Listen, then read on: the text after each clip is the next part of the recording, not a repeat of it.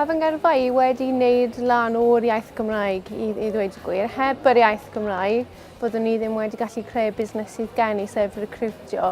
Dwi'n recriwtio siaradwyr Cymraeg trwy asiantaeth Job Trac Cymru a hefyd yn rhedeg gwefan swyddi Cymraeg yr enw safleswyddi.com.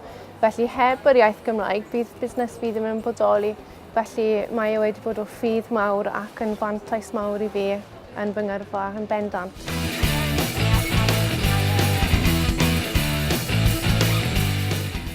I fi yn bersonol, mae'n golygu'r byd.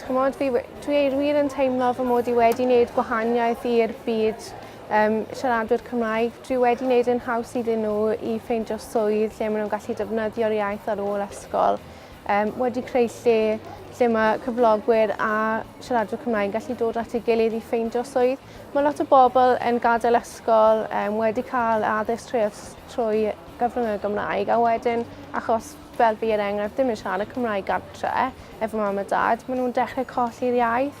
Felly mae siarad Cymraeg trwy eich swydd yn gallu helpu chi. Felly dwi wedi meddwl yn personol bod fi wedi wneud gwahaniaeth a I fi yn personol mae hwnna'n golygu lot fawr.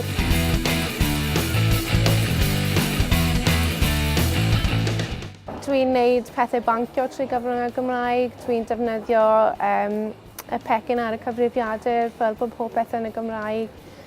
Pob tro dwi'n galw unrhyw le, maen nhw'n rhoi'r opsiwn o wneud yn Gymraeg. Dwi'n gwasgu un yn Gymraeg. Ambell waith chi'n cael bethau'n gyflymach anyway os chi'n gwasgu'r opsiwn Gymraeg. Ond pob peth dwi'n gallu, really. Dwi'n darllen pob peth ar wefannau yn Gymraeg os dwi'n gallu. So, popeth.